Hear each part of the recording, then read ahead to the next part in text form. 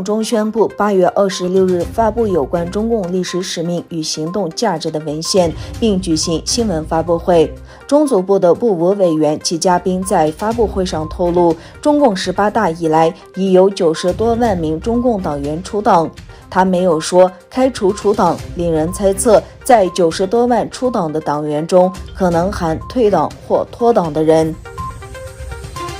据最新报道，在星期四晚间发生在喀布尔机场外的2起自杀炸弹袭击事件中，死亡的人数已经升至170人，其中并不包括死亡的13名美国军人。据悉，星期四的炸弹袭击是由伊斯兰国呼罗珊省组织策划。另一方面，西方国家的大使馆宣布，他们已经收到有关可能发生恐怖袭击的情报。在寻找其他星球生命的过程中，天文学家一直在寻找与地球大小、质量、温度和大气成分相似的行星。然而，来自英国剑桥大学的天文学家认为，宇宙中还有更多的可能性。现在，研究人员已经发现了一类新的宜居行星，被称为黑森的行星。这是一种热的被海洋覆盖、大气中富有氢气的行星。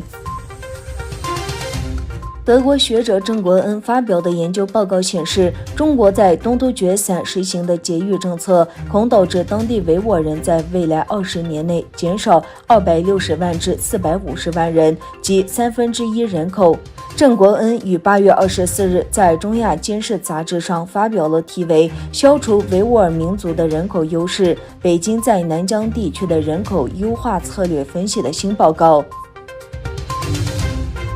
周四，美国、澳大利亚、日本和印度海军在南海附近的菲律宾海展开2021年马拉巴尔联合海上军事演习的第一阶段。军演被广泛视为美国、日本、印度、澳大利亚联合行动，以应对中共在该地区造成的安全威胁。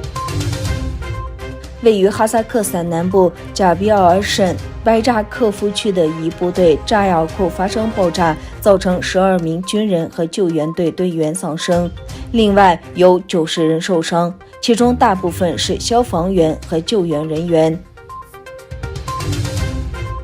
俄罗斯驻喀布尔大使德米特里·吉尔诺夫表示，塔利班与中亚国家和平边界感兴趣，并希望在未来建立贸易和经济合作。